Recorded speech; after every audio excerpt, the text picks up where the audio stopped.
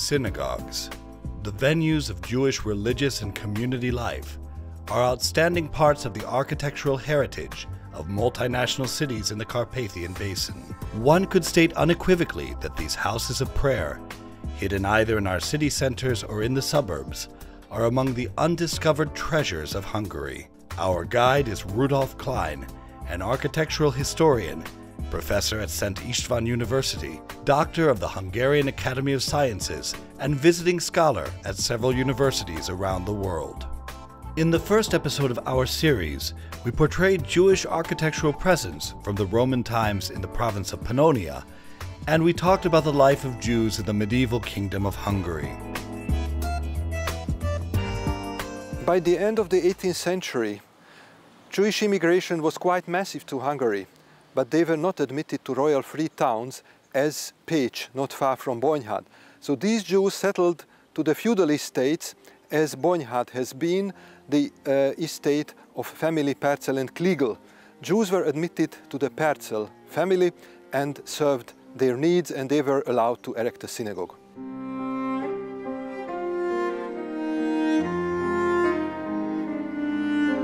At the end of the 18th century, synagogues were not allowed to have a street facade, a turret, or dome. They were hidden in courtyards, usually surrounded by Jewish residential houses, schools, rabbi residences, or kosher slaughterhouses.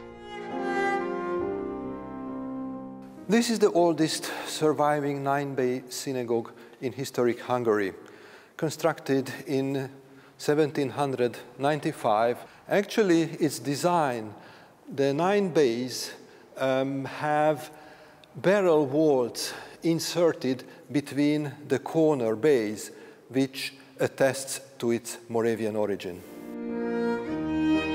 One of the most significant listed Hungarian synagogue buildings can be found in Bonyhad. In spite of its restoration in the period of Romanticism, the building has largely preserved its 18th century appearance. This is a typical bifocal interior, bima in the middle, surrounded by 4 columns that support the 9-bay structure, and on the eastern wall is the ark, framed by a drapery and a significant Baroque Aron HaKodesh.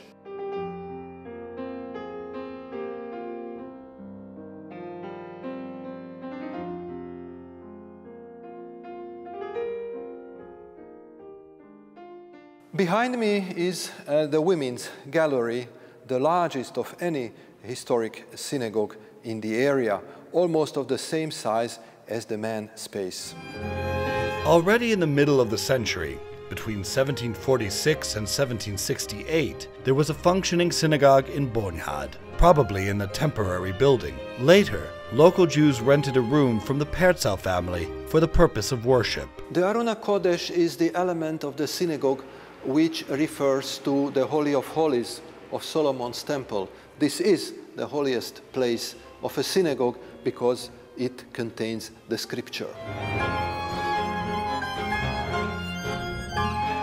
The ark is crowned by the Keter Torah, the crown of the Torah, from which originates the large drapery. Below we have one of the mightiest Baroque Aron HaKodesh in historic Hungary, with 2 Ionic columns, with a frieze down to the Torah shrine, which is in a rather dilapidated condition. The late Baroque 4-column synagogue in Mad is similar to the one in Bonyhad, both in its appearance and significance. Just like other synagogues in the northeastern counties, it represents Galician influence and fidelity to traditions.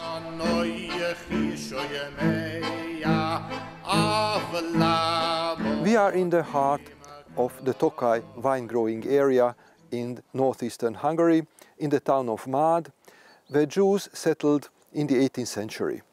The first synagogue was constructed in 771, and the synagogue in front of us was constructed in 1795. It is one of the finest late Baroque Zopf-style synagogues in the whole continent. The construction was sponsored by 2 rich families, the Brenners and the Teitelbaums, who were active in the wine trade. Jews came here to foster trade from Eastern Europe, from Galicia and Lithuania, and the synagogue bears witness to their architectural tradition with a 9-bay arrangement. The consecration of the synagogue was conducted by Wolf Boschkowitz, rabbi of the Bonhad synagogue.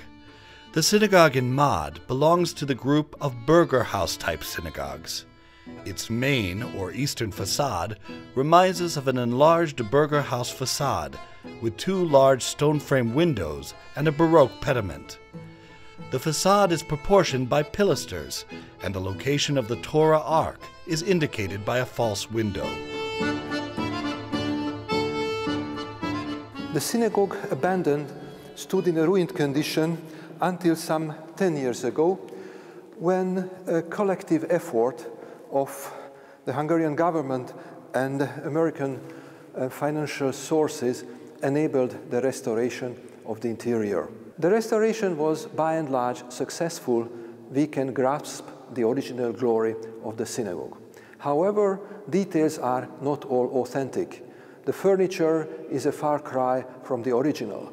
And probably the most striking mistake is the drapery around the Aron HaKodesh that is a characteristic of Western Hungary, Jews that came from Moravia and Lower Austria, and not Jews who came from Galicia, as is the case here in Mad. The interior decoration of the synagogue in Mad reflects the tastes of 19th century restoration, and the original wall painting is not known. It might have been richly painted with biblical texts and some floral animal representations. Unfortunately, during the last restoration in 2004, the walls were not properly researched. They are usually surrounded by other community facilities. This is the situation here as well. There is a Gentile slope. At the top is the synagogue, as it should be, and below is the house of the rabbi and the famous yeshiva. After World War II, the synagogue lost its original function, since 90% of the Jewish population of Mad had been killed. The rabbi's home and the plot were handed over to the local council, but by the time the regime changed, they were both in ruins. Reconstruction of the synagogue began in 2004, but refurbishment of the rabbi's house has been delayed. After the liberation from Ottoman rule, the first synagogues in Hungary were built in the second half of the 18th century. The number of synagogues in Hungary grew significantly. We are on the main square of Nagykanizsa, a city in southwest Hungary, on an important trade route between Budapest and the Adriatic. The first Jews came on the estates of the Batyány family and erected a synagogue as early as 1810, one of the first neoclassical synagogues in the country. Several neoclassicist synagogues were built, like the one in Nagykanizsa, and later these buildings gradually became important town landmarks. Due to its geographical position, Nagykanizsa became an important Jewish center. It was so significant that between 1841 and 46, Löw Lipót was the chief rabbi, one of the most important reform rabbis in Hungary's history. The synagogue is hidden in a longish courtyard between 2 streets, surrounded by other buildings of the congregation. Its exterior, however, is imposing. One enters the prayer hall through a solemn entrance. We are in the main space of the synagogue of Nagykanizsa, which is actually a central space. The plan is a square, and there were times when the bima was in the middle of the space, and then later, when the reform came, it was moved in front of the ark. There is a women's gallery, actually there are 2 of them. The first was constructed when the building was built, i.e. 1807. It was finished, consecrated in 1821. And the second gallery, as the community grew, was added in 1841. You see the stylistic difference, neoclassicism vis-à-vis Romanticism.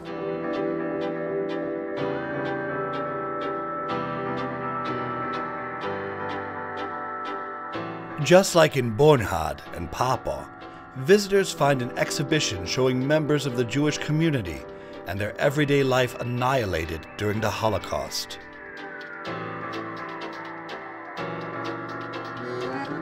The most impressive element of the interior is the dome, which is actually the focal point of the interior, and the Aron HaKodesh, which stems from the first neoclassical version, with its Ionic columns, Ionic pilasters, and the tablets of the law, behind which is a typical eastern window facing Jerusalem.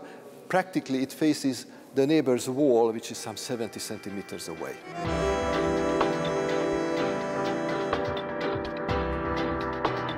In the first half of the 19th century, greater synagogues also appeared in southern parts of Hungary. Arad has played a decisive role in the history of Jews in the Carpathian Basin. This is one of the major boulevards of Arad. The city became a borough in 1388 and a royal free town in 1832. And this is actually the turning point when it started to develop more intensely.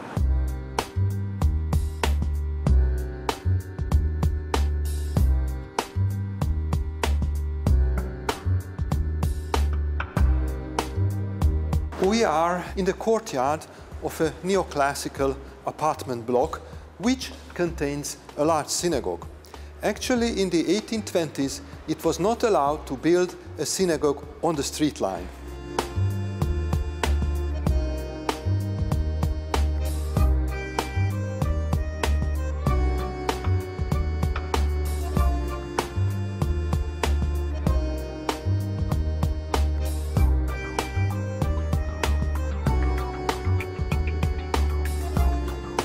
The first Jew was Isaac Elias, who was allowed to settle in the city of Arad in 1717. The first prayer hall was erected a couple of years later in 1728. However, to construct such a great synagogue, 100 years were needed.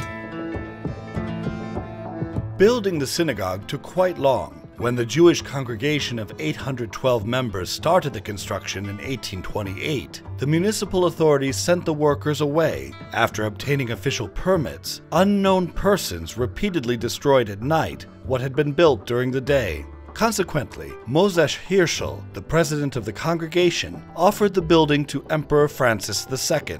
He accepted it, and the synagogue could be built under his protection. Eventually, Moses Hirschel was given imperial honors for his cleverness. For its period, this is an extremely modern synagogue. Rabbi Aaron Korin was a leading figure of the Reform movement in Hungary. As in the Seitenstättengasse temple, here also we have the bima in front of the ark, and it has a similar circular arrangement emphasizing the monumentality of the Aron HaKodesh.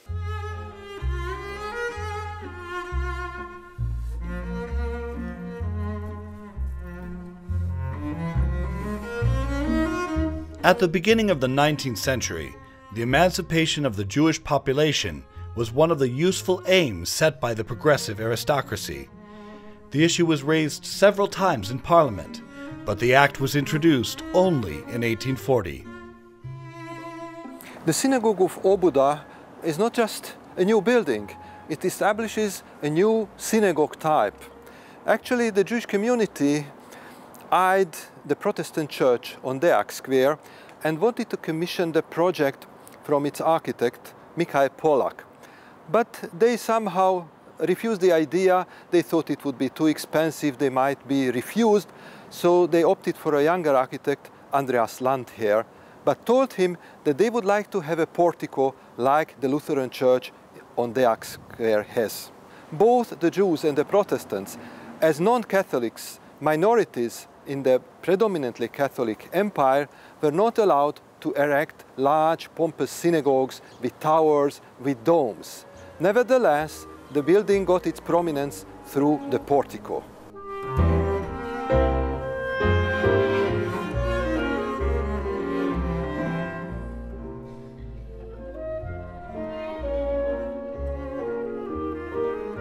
Óbuda, today the third district of Budapest, is significant from the point of view of Jewish history of Hungary and also in terms of architectural history of synagogues. After the expulsion of the Turks, the first Jewish families came at the beginning of the 18th century. They settled in the western parts of Hungary and some central areas, as for instance Óbuda. But they were not allowed to settle in free royal towns. The local middle classes saw in the Jews a competition. Prominent figures of the Wehrmacht period, led by Lajos Kossuth, wholeheartedly supported Jewish emancipation. From 1840, Jews were allowed to settle freely and to establish factories and trade anywhere in the country, except for mining towns. The assimilation movement also started among the Jews themselves. The most excellent rabbis published bilingual books of prayer. In synagogues, they spoke and prayed in Hungarian. In terms of Jewish history, Óbuda was the springboard for the Jews of the capital city. They visited the fairs on the Judenplatz, the Jewish square, which is today the Aktér, in the heart of the city. But they couldn't stay there. They had to return to Óbuda. This started to change after 1840, when Jews were allowed to settle freely in free royal towns, and this is the beginning of the decline of the Óbuda Jewish community. In line with the industrial and commercial boom, partly generated by their own activity, the Jewish population soon became an important component of the country's economic and cultural life. The Dohány Street Synagogue, which was built between 1854 and 1859, was already designed to occupy the street front of its site, just behind a transparent fence. Although the narrow, curved Dohány Street is not a truly solemn location, the building is visible from the busy Károly Boulevard and even from the Buda Hills. Dohány Street Synagogue in Budapest is the biggest place of Jewish worship in Europe. And it is not only the biggest. This is the first major synagogue erected near a city center in Europe, in a completely new architectural style. Jewish emancipation was enacted right after the Austro-Hungarian Compromise of 1867. The Hungarian Jewish community presumably numbered 30,000 people in those years. Interestingly, the Great Temple was constructed before the official emancipation. The cathedral-like appearance was just an expression of historic anticipation. The community disputed what kind of synagogue they wanted to have. There were different conceptions. Some wanted to have a large central dome. Some other ones wanted to have a neoclassical look. And some others wanted to have a modern, for the time, modern neo-Moresque style synagogue. The last prevailed, and they commissioned a design from architect Ludwig Förster. Ludwig Förster was one of the most popular architects of the Austro-Hungarian Empire. He designed several castles and palaces in Vienna. In the third year of construction, a serious argument over financial issues arose between the designer and the congregation. The architect refused further cooperation, yet the building was already standing. Therefore, the interior design is partly by Frigyes Fessel. These two buildings are somehow the roots of the Dohány Street Synagogue, which appears as a cathedral on the one hand, and on the other hand, the interior reflects a period Protestant church. And the third layer is actually the layer of Orientalism. Jews were considered to be the Asiates of Europe, and therefore they were allotted the Oriental style. Jewish assimilation into the Hungarian nation started in the 19th century. The appearance of Neolog Judaism derived from this movement. Conservative Judaism, with its two branches, the Orthodox and the status quo ante, also evolved. Not far from the Dohány Street Synagogue, one can find a smaller status quo ante synagogue with an octagonal plan on Rumbach-Sebestyén Street.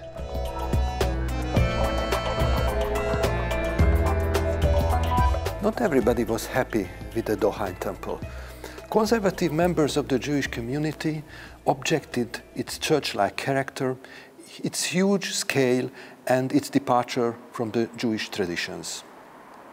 These members requested their own synagogue, and this is the Rumbach Synagogue. Designed by the Austrian architect Otto Wagner, made architectural history.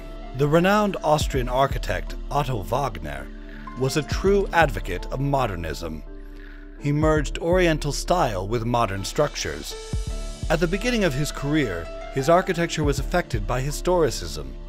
Later, though, he developed the typical Otto Wagner style with Art Nouveau elements. The Oriental style was introduced to the architect by a Viennese aristocrat. He was a protege of Baron Epstein, a typical Ringstrasse baron who sponsored Wagner, who provided him with the book The Grammar of the Ornament, which is about Oriental style. Although the Rumbach Street Synagogue is located in the city center, the building has an uneasy history. It was deserted after the Holocaust and became property of the Budapest Jewish congregation again only recently, in very poor condition. Similar to the Dohan Street and Rumbach Street synagogues, Jewish places of worship in the countryside also featured Oriental ornamentation. The synagogue in Pécs is a good example of this. We are in the city of Pécs that has two other names, Fünfkirchen, Pecsuch, and even Pecsuj in Serbian. Pécs is one of the oldest settlements in Hungary. The Romans founded the city in a region inhabited by Celtic and Pannonian tribes at the beginning of the 2nd century. In Pécs, the Jews became prominent in the 19th century. Immediately after the Austro-Hungarian Compromise, actually in 1868, they erected this magnificent synagogue. The synagogue in Pécs is one of the first Jewish places of worship which are on a large square. Actually, it closes the eastern side of Kossuth Square.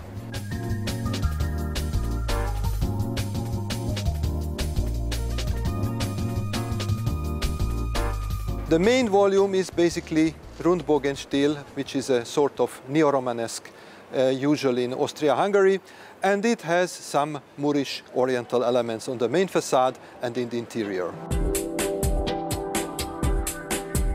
The Pécs Synagogue is a Solomon's Temple-type synagogue, a basilica with a nave and 2 sides, with 2 women's galleries.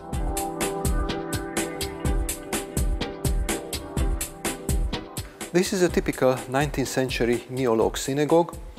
The bima is not in the center anymore. It has been shifted in front of the Aron HaKodesh. It has 2 women's galleries, 4 staircases, and the structure is mixed. Jews were very much for modern structure, and at that period, modern meant cast iron. Cast iron columns support metal beams and timber beams, and the perimeter walls are made of brick.